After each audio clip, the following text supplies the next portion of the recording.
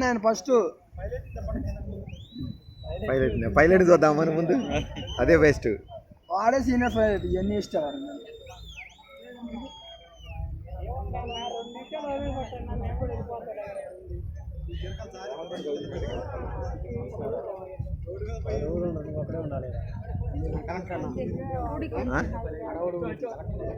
కలెక్టరే